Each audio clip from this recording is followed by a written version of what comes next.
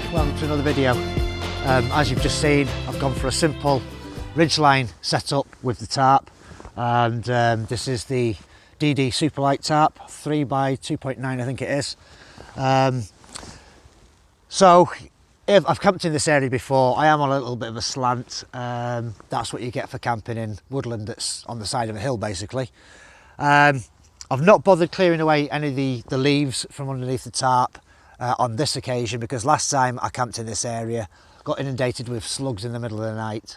So I'm hoping that they'll go underneath me rather than over the top of me like last time. They was climbing up the tarp on the inside, on the outside, everything last time I camped here, but we'll see how it pans out this one. So yeah, I'm going to be doing a little bit of cooking that's, I think I've found a cleaner way. Just a few ideas that I've had of cooking. Possibly have a little campfire tonight. I have brought the bush box stove with me as well, just in case. And a couple of hexamine blocks. And I've actually brought a little bit of my own wood up, some kindling, which is you just buy it in bags from garages basically. So I've just split it down and use that.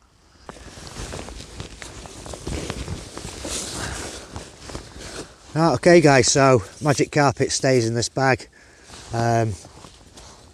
I haven't actually cleared any of this, but should be alright. The odd twig here and there.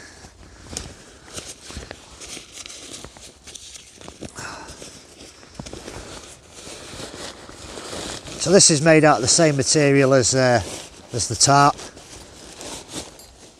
I should have a couple of tent pegs in here as well.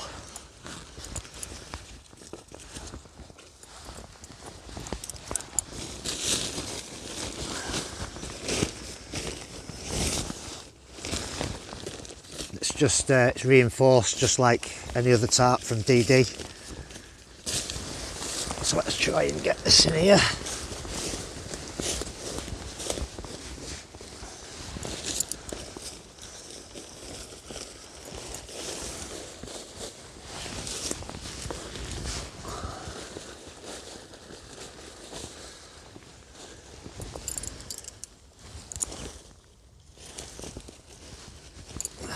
Not that it needs pegging out, but just helps it stop slipping in the night.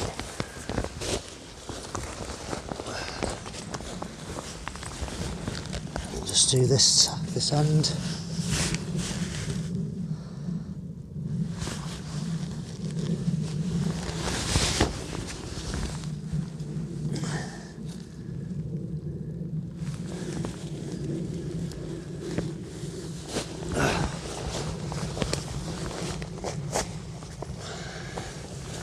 And then just for a little bit of extra protection from any twigs that are underneath us, I've just brought my canvas, piece of canvas off my cot bed. That's all it's used for now, as a ground sheet. It doesn't feel like there's anything underneath me. Right, so I've obviously brought the sleeping bag as well, the Jura 2 sleeping bag, also by DD, and the inflatable mat. Now, I will get them out, but I don't want to roll it out yet, the sleeping bag, just in case our little slimy friends do make an appearance. I don't want them climbing all over it before I've got in it, kind of thing. After that, I don't mind, but yeah, so it's pretty spacious in here. I mean, if I sit down, you know, there's enough head height. This kind of setup is kind of low profile, so it's ideal for stealth camps. This woodland that I'm in is actually council owned, so but hardly anybody ever uses it. The odd dog walker now and then you might see, but apart from that, don't really see anybody in here.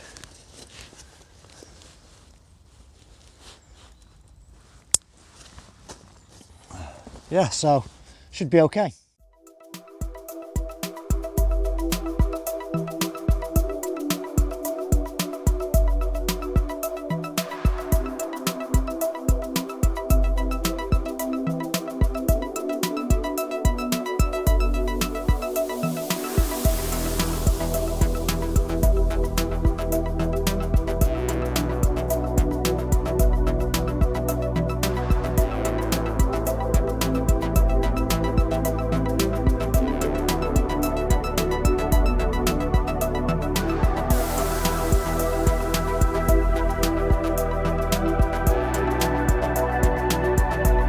Right guys, so what's this idea I've had about cleaner cooking?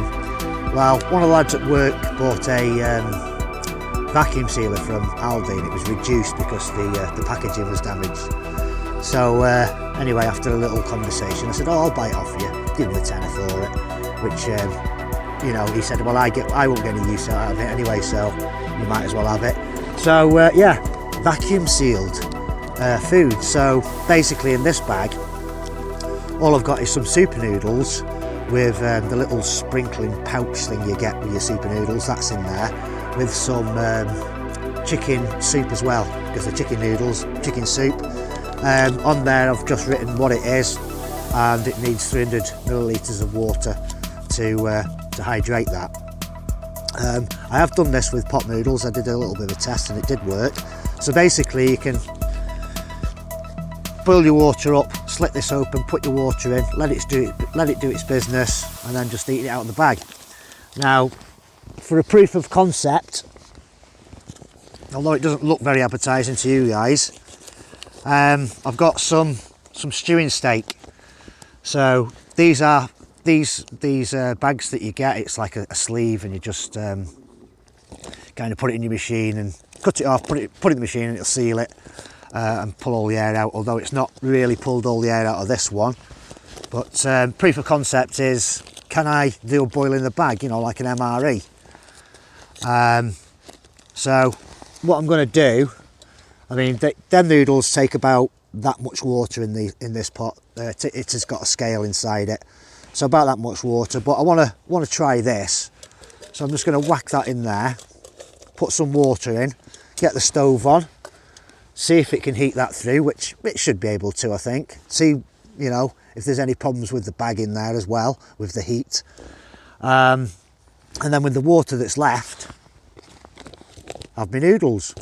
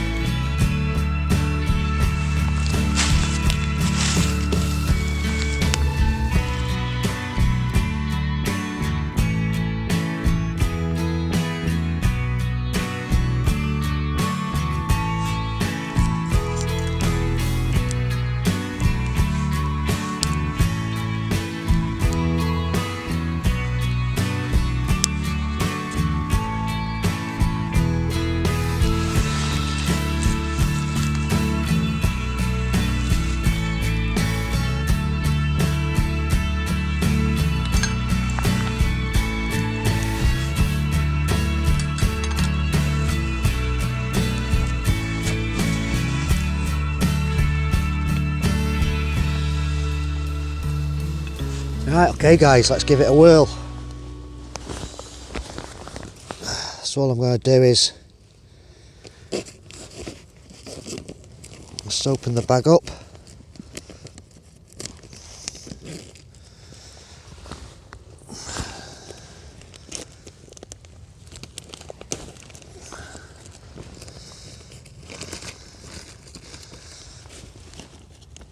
And that should be pretty much done now.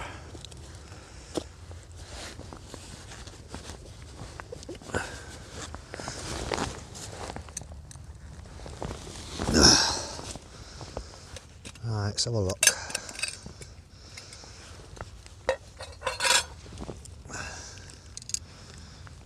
Well, the bag's intact. It's all gone down to the bottom like I expected it would do. So I'm just going to let that cool down for a bit. And there's more than enough water in here.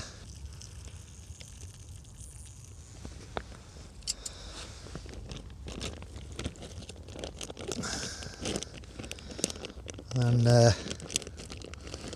let all that do its business. Maybe I should have brought a little peg with me. But that'll all soak in. Don't forget there's a little bit of soup in there as well, so it's going to be a little bit runny. But let the noodles stew a little bit. Not quite enough water for a brew, I don't think. Let's have a look, see how much water we got left.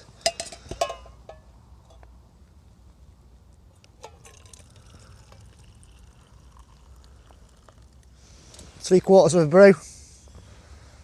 That's fine. I'm happy with that. Brewing up tattle.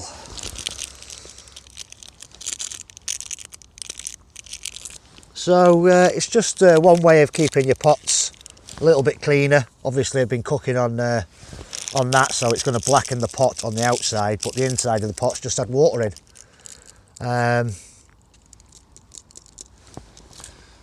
So like I say, with this kind of method, boiling the bag, you could do all day breakfast. I mean, you know, what I've found though as well is I might do a separate video about the vacuum sealer. If there's too much liquid in there and it gets into the actual hole where it sucks the air out of the bags, can cause you problems. So the less watery kind of substance that you're using, the better. So I would say, like, there's a little woodlouse there. I would say like all day breakfast, chili con carne, something that's quite a bit stodgy, you know, something that's stodgy in a tin can. Right, so let's give this a go. Right, so obviously I've got to think about the size of my spoon. I don't want to get it all over me, so I'll open the bag. In fact, what I'm going to do, instead of using a knife, a better idea might be to use a pair of scissors. So I've got a pair of scissors in here. Let's get it all down there. Just like you would do with an MRE, although you can tear an MRE. But there you go.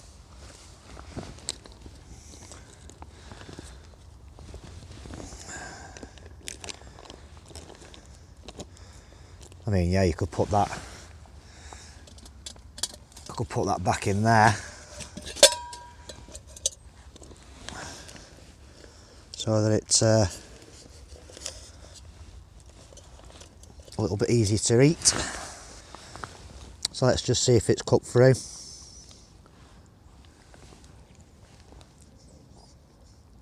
Yeah, lovely. I mean, this way of cooking, it opens up a new world to you, really. A whole different way of cooking. Because you could put like smash in one of these bags and just add water like I've done the noodles. And then, yeah, you're good to go.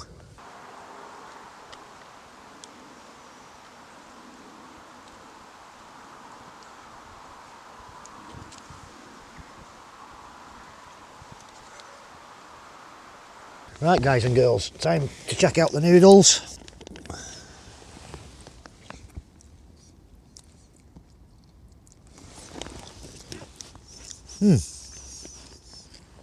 Yeah, I think I'll be using this idea again.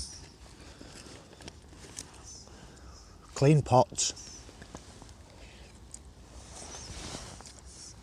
That's one thing that everybody struggles with when they're camping. If you're on like a 5-day, 4-day, 3-day, whatever, and you've got to use the same pot over and over, if there's no water sources and you're limited to the water you've got, it can be a bit hard to clean them. But this way, all you've got to do is boil water. Right guys, so it's It's just gone 5 o'clock.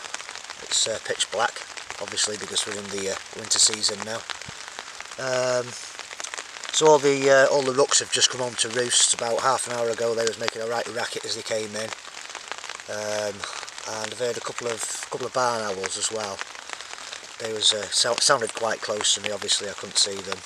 And one thing I didn't get on the camera is a buzzard went straight over my head. Must have been only about 10 feet away from me. That was absolutely awesome to see the colours underneath the wings.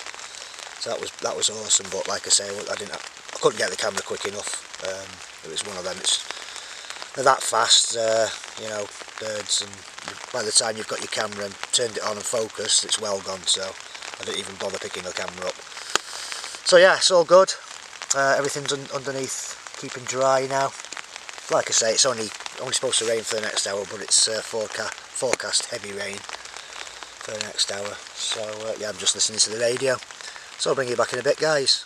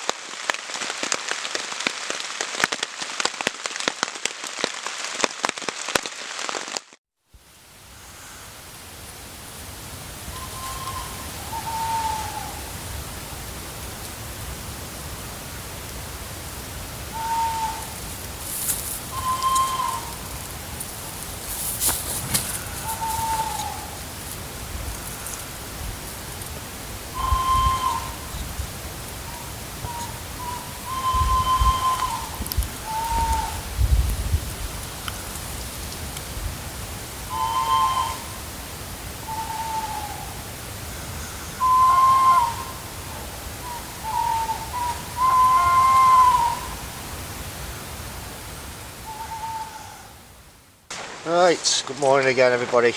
Not mucking about this morning. Get some breakfast on. The wind's just picked up really bad. So just going to use half a hexi block.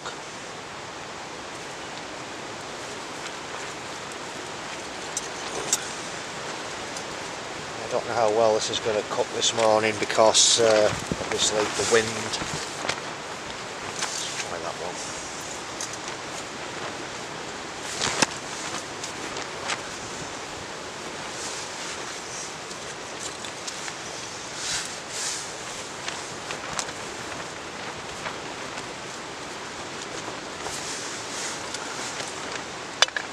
Let's see how we go.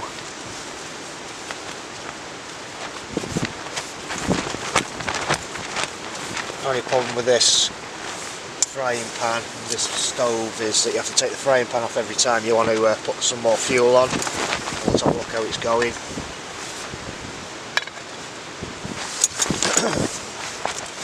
So, like I said, I've got 3 mushrooms in there. Don't know how they're going to turn out in a vac sealed bag, and 3 rations of bacon in a vac sealed bag. So there's hardly any kind of bulk there when it comes to throwing things in the bin. And the only bit of bulk is the thing that I carry my 3 eggs in, which is my Nesquik milkshake plastic tub. So just packed it out with a bit of rag and some tissues, stop them moving about. So let's see if we can just get this a bit more stable.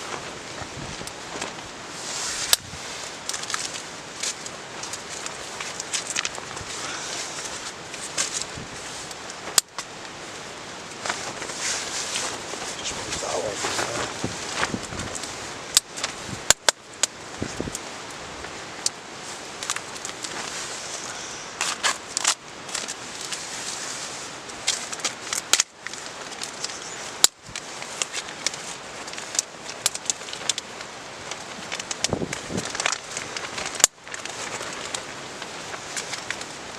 Get into the bag.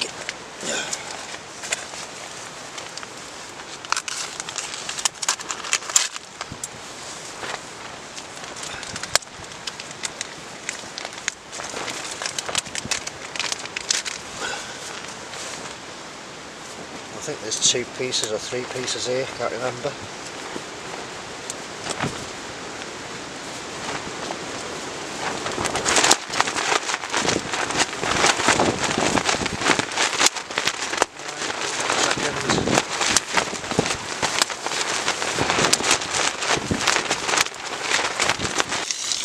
Right, so the wind just caught the tarp then and pulled up one side of it. Hopefully the bacon will separate itself once it's started cooking.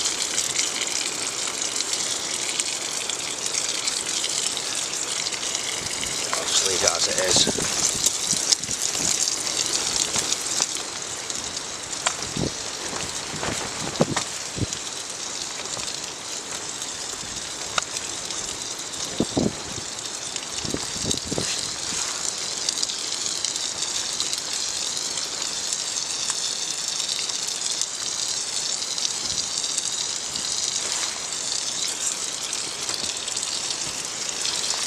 Get the mushrooms in there.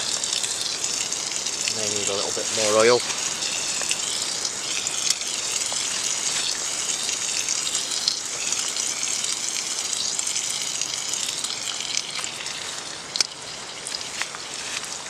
Let's have a look how the wood's doing. Yeah, need some more on there, don't we?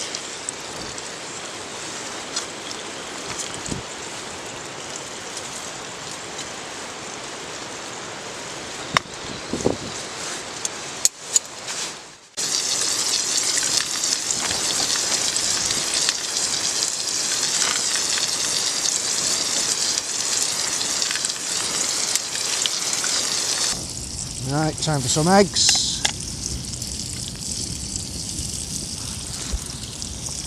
Biodegradable eggshells, so don't need to take them home with me. Probably going to end up with scrambled egg again.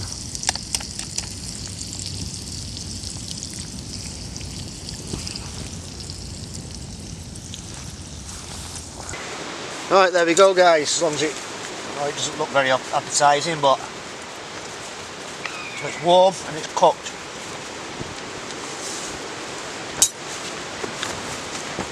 So I just got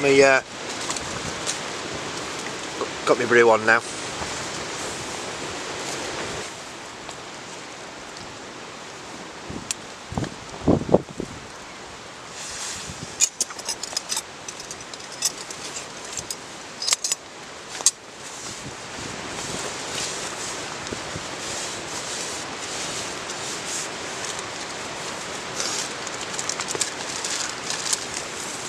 So I usually bring out some of these kind of hankies, and I've got some moist wipes in there as well.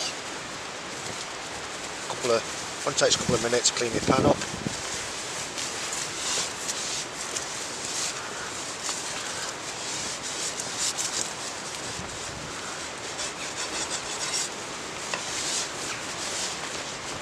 I mean, we're not going to get the pan perfect, even though we're supposed to be doing clean cooking on this pan, but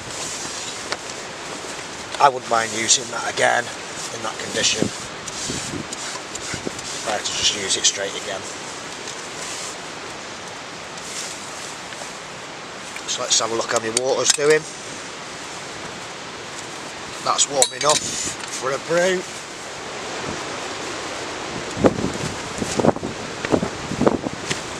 It's looking a bit windy out there, folks.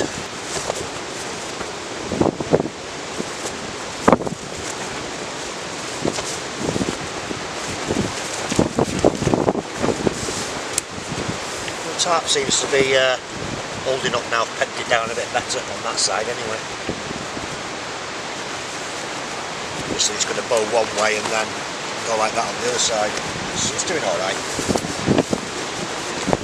Won't be long before I'm packed up now anyway, so the beauty of having a setup like this is that you can pack pretty much everything up inside the tarp, and then the last thing to do is the tarp and the rope, the guide and the tent pegs. So yeah, all's good.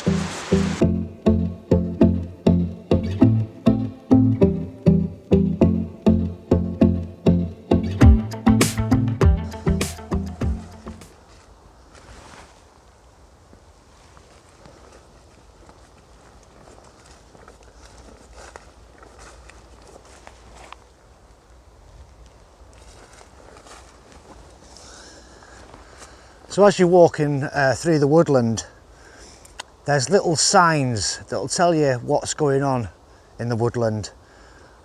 Just in this area here, there's lots of bird scat, and I'll bring you in for a closer look. So,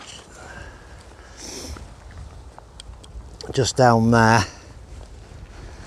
if the camera's going to pick it up, there's certainly some on that tree there. There's a little bit down there, and if we move along here, it's look on the brambles, quite a lot of scat on the brambles.